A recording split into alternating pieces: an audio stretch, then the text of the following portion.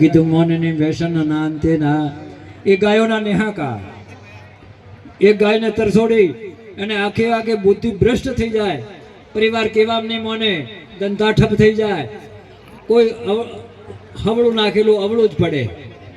આ કેવળ હોય તો ગૌ માતાનો આપણા પર શ્રાપ લાગે. એટલે આવી સભામાં કહેવાનો મોકો મળ્યો.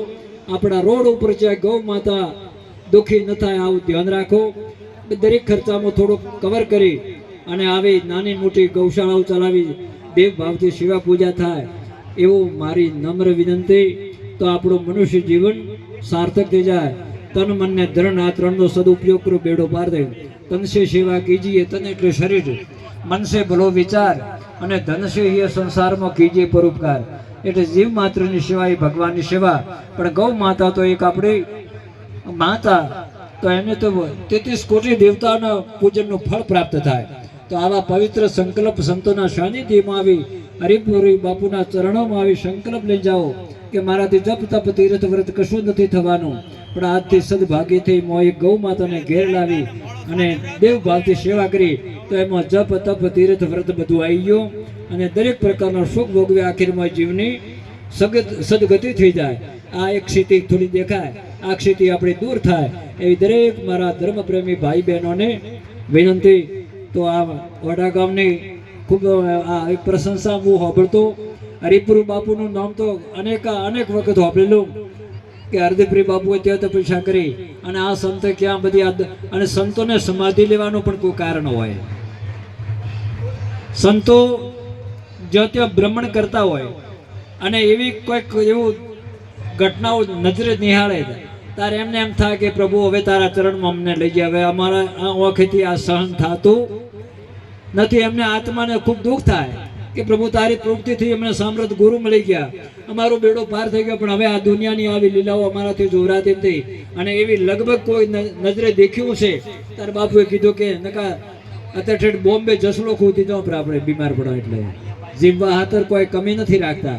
પણ સંતોએ કહે કે આ આંખથી સારું દેખવું જોઈએ, આ ગલત દેખા, હવે આ જીવ ધરતી ઉપર રહેવું નથી ને આ સંતોએ સમાધિ લીધી. અહીંયા તો અત્યારે રણુકાળ ચાલુ રહ્યું. પણ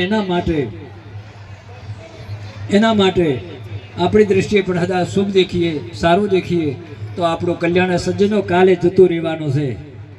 આ જિંદગી કા કોઈ ભરોસા નથી. મર્યાદા પુરુષોત્તમ ભગવાન શ્રી રામ પણ એક સમય એમનું નામ અમર કરી દેહથી શાંત થઈ ગયા. આ કાયા કાળનો ચારો છે, બહુનામી બોલણ હારો છે અને સુખ દુઃખથી નિર્ગુણ ન્યારો છે. એટલે આ શરીર તો દરેકનું નાશવંત છે, પણ આ શરીરનો મોકો મળ્યો કે પ્રભુનું ભજન કરીએ, મા બાપની સેવા, ગૌ માતાની સેવા અને પવિત્ર જીવન જીવીએ, આપણું મનુષ્ય જીવન ધન્ય બની જાય. અને આ એક સંદેશો લેવા માટે સંતોના સાનિધ્યમાં જવાની જરૂર છે. બાકી તો બધે ઘણું છે કે જ્યાં અહીંયા રોટલો મળી રહેશે, મકાન મળી રહેશે, પણ આપણું કલ્યાણ ક્યાં? આ કલ્યાણ આવી ધર્મસભામાં તો બાપુનું મને પણ અત્યારે મેં આ એક એવી જીવિત સમાધિના દર્શન કર્યા, ધર્મદેશ્વર દાદાના દર્શન, ગોગ મહારાજના દર્શન કર્યા.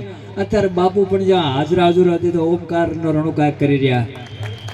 એમાં કોઈ બે મત નથી. બાપુ દેહથી નથી, પણ એ બાપુની ભજન દ્રષ્ટિ આપણા પૂરા ભારત વર્ષ પર એમની કૃપા દ્રષ્ટિ વરસતી રહી. તો અમારા સદભાગ્ય કે આવા પૂજ્ય સંતોના દર્શન થયા, બેગ ભગવાનના દર્શન થયા અને દરેકના ઘટને સજ્જનો બધા માણસો સર્વેશ્વર ભગવાન દરેકના ઘટમાં બેઠેલા એવા દરેક પવિત્ર આત્માઓના અમને દર્શન થયા. અમારા પણ કંઈ છોટી મોટી પાપ તાપ સંતાપ કે કોઈ ગલતી થઈ તો આવા સંતોના દર્શન થઈ આપણી ગલતીઓ પણ માફ થઈ જાય, ક્ષમાપના પ્રાશ્ચિત થઈ જાય. એટલે સંતને જ્યારે દેખીએ ને ત્યારે અહીંયા હરખાય. સાતમી ભક્તિમાં ભગવાને એ જ કીધું હતું કે એ જગત આખું જગત મારું રૂપ મોતે સંત અધિક લેખા. એ શબરી મારા કરતા મારા સંતો. અને એના બાબુ પૂજી રેવાપરી બાપુ હદા એક દોહો બોલે, કબીરા દર્શન સંત કે સાયા આવે યાદ, લેખા મેં તે વહી ઘડી બાકી કે દિન. બા જ્યારે સંતોના દર્શન થાય ત્યાં પરમાત્મા હાજર રમેરીઓ દેખાય. આ સંતોના દેહમાં મત દેખજો, જે સતચિત આનંદ પરમાત્મા રમેરિયા એ હમણાં અવલોકન કરજો, બેડો પાર થઈ જાય છે. ખૂબ ખૂબ સદભાગ્ય. આવા પવિત્ર કાર્યમાં આપને અમૂલ્ય સંપત્તિ સમય કાઢ્યો તો ગુરુ મહારાજ દરેક જીવ માત્રને સુખી રાખે અને જેને કોઈ સેવા આપી એમના અંતરના ભંડાર ભરાય, આખા પંથકમાં આનંદ રહે, સુખ રહે, સમૃદ્ધિ રહે.